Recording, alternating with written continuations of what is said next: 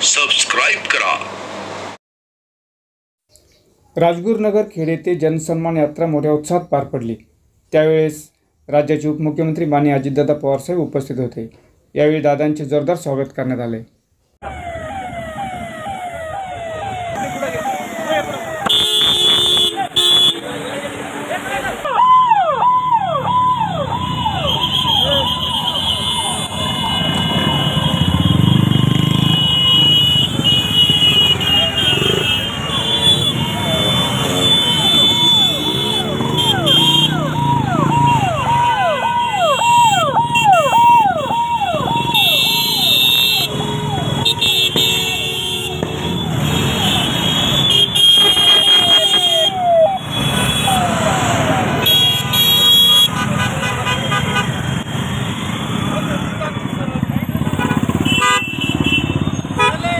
नोकरी आमदार आमचे दिलीप मोहिते पाटील साहेब चांगलं काम करतायत। उद्याच्याला विधानसभेच्या निवडणुका 3 महिन्यावर येऊन ठरलेले आहेत। आपण महायुतीमध्ये काम करतोय।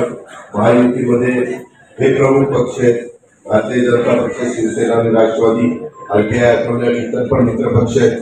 त्याच्यामध्ये वरिष्ठ पातळीवर बसून आम्ही जागांचं वाटप करू, परंतु आपण कुठेही एकमेकांमध्ये अंतर पडू देऊ नका। आपल्याला लोकसभेच्या निवडणुकीच्या निमित्ताने ज्या चुका घडलेल्या आहेत त्याची पुनरावृत्ती होऊ द्यायची नाही।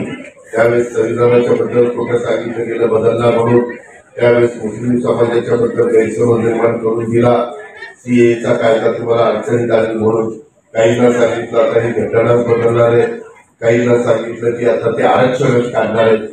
वाटते ते खोटं बोलतात। मी आपल्याला सांगतो असलं काही होणार नाही। तुम्ही अनेक वर्ष खेळवाचे तुम्ही मला ओळखता, मी खोटं बोलणार नाही। त्या योजना पुढेही आपल्याला चालू ठेवायच्या आणि त्या युवा युवतींच्या करताय।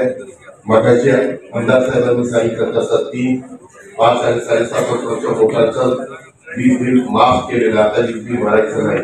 मागच्या वीज बिलाची काळजी करू नका, त्याच्यातनं पण मार्ग काढतो, तुम्हाला ती पण अडचण येऊन देणार नाही, ती पण खात्री मी आपल्याला देतो।